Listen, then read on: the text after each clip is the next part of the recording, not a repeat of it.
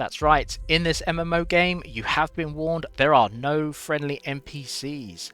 Every NPC you're going to encounter is going to be an enemy. In fact, you won't find any of the traditional NPCs you would actually expect, so there is no quest givers, no vendors, none of that. Instead, you're going to encounter a wide selection of monsters, creatures, and AI enemies in the PvE landscape, and that's the only NPCs you're going to find. You're also not going to have various different traditional quests either. You'll have to use your wits and intuition while exploring the environment to uncover various different mysteries and hidden areas throughout the world, and these mysteries and hidden areas may always be changing too. The game is called Pax Dei, and it's a social sandbox low fantasy that draws a lot of inspiration from various different legends of the medieval era, as well as, in my opinion, looking straight out of Lord of the Rings, which is awesome. So within Pax Day, they are actually trying quite a few new and crazy things, which I think is always good. But there are three exceptional areas, in my opinion, that they are trying out that's definitely worth talking about with you guys now. So the first area to talk about with this game is the base building. So we actually saw this in the developer video where it gave us a glimpse of it. But we actually could see that the base building, which includes everything from building a small shack all the way up into an almighty fort, as well as building out entire villages with churches and ramparts and basically various different defenses across the top of it too, will actually be built by players and players alone. So obviously this is going to require an enormous amount of resource gathering and resource crafting. So crafting stations will allow players to create things like potions, weapons and armor. So all that good stuff for equipping yourself is there. But we're also going to have refining stations too, like tanning racks, smelters, which are going to be used to turn raw materials into usable materials. And yes, every single piece of that village and city is going to basically come from player gathering and player refining and player building. It often alludes to the question of, are we going to see players that are almost completely dedicated to building these houses and towns for others at the same time?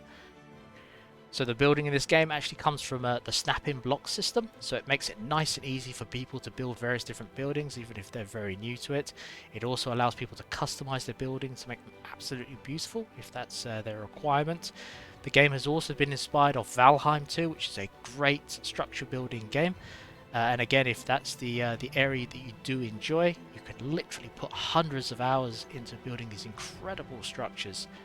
And I do think this is going to be a very large and very fun part of the game, because everything's going to be player driven from the crafting and harvesting side, and it basically means everything that's within the village that's going to be produced by the players themselves is often going to require a lot more than a solo player, so maybe groups or entire clans dedicated to doing something on a specific day, and this will lead to a player-driven economy, which makes a lot of MMOs like this very addictively fun, because the market is completely fueled by players, and anything that's involved in basically the trading system itself that has come from the player either harvesting, refining, or crafting it themselves. And I think this will actually be one of the areas that does push the players out of the safe zone to basically maybe go and grab resources that are a little bit more exotic, or maybe just accumulate them in much larger numbers over a much smaller time frame compared to in the safe zone itself. And saying that and talking about safe zone, let's talk about the PvE content. So on to the second exceptional point, the developers have promised players a fantastic epic adventure. So very similar to the cinematic of it looking like Lord of the Rings, we're going to have an epic adventure going through too, and that continues around PvE and PvP elements of the game itself. So from a PvE standpoint, we actually start at the top of a mountain area. That's basically a safe area where we can build various different villages, we can craft our gear, get used to the game, form different clans or guilds or groupings and friends and various different things with players as well, so get our feet, so to speak, within the game too. But then after that we can actually push down into the slightly more dangerous wilderness that surrounds the mountaintop as well. And as we push further down into the wilderness, we encounter more danger, harder content, but at the same time too we also get more rewards as well. And this is going to mean, of course, greater gear, better strategy from players while working together, and also basically being maybe a little bit more aware and intuitive about their surrounding as they're actually in the wilderness too. This also lends to the other area, which is the PvP part of the game. So the developers have actually said that they want PvP to be an intuitive part of the game too, and not an area where basically entire zones or you have to turn PvP on or off. They want it to be a little bit more intuitive, and it's actually going to affect different things like social standing in the game and different things on that side of things as well. But they do not want to force players into actually PvPing if they don't want to as well. It's basically a risk versus reward system, so counting on how much PvP you would like to take part in, which is a very good idea. But the fact they've discounted the toggle of the PvP and the PvP zones, those are normally the two areas we see people, or rather developers, allowing players that choice of PvP. So it's going to be very interesting to see what system they actually do put in place to allow this integrated part of PvP, which always adds an element of excitement, while at the same time too, allowing players that maybe I just want to spend hundreds of hours building villages or games or gathering. If they don't want to PvP at all, how do we avoid that at the same time?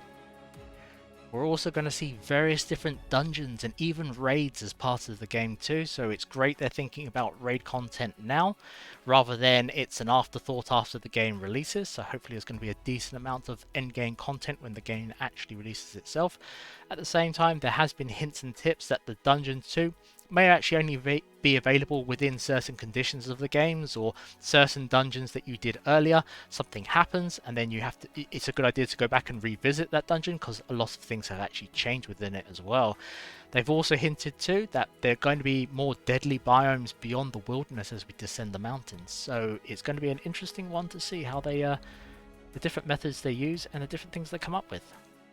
And the third and last area that has me very interested, but definitely not least, is the exploration. So overlapping a little bit with PvE, I know, but I was actually struck by just how much exploration seems to be a part of this game, coming from the developers. It really does feel like it needs its own point, which is even within the starting area and even the wilderness around it, there's going to be a heavy amount of exploration there too. Being able to be led there by a quest or a map or a marker just doesn't seem to be, or is going to be, in this game. So the safe area and the wilderness around it and the biomes beyond it are going to be heavy exploration. There also seems to be a few hints and tips that the landscape may actually be changing quite a bit, especially around different areas around raid content and dungeons. But maybe the actual landscape will shift quite a bit as the player moves or goes through season, or maybe like a rainstorm comes through. So going to be very interesting to see, just because the emphasis does seem to be very heavy on exploration. Really looking forward to actually exploring out and about. So if you're much more familiar with the single player games like Skyrim, where you have to you're following the main storyline, but you really do get sidetracked onto different side quests, and suddenly you're 100 hours later into the game and you haven't progressed the main storyline at all. It feels like that may be the direction they're trying to point this MMO with this third and final point, the exploration part. So I'm actually very excited that this is a main direction they're taking, and I hope we get to see a lot more of it as they reveal more and more to us, and we'll probably see it as well as the alpha comes out too.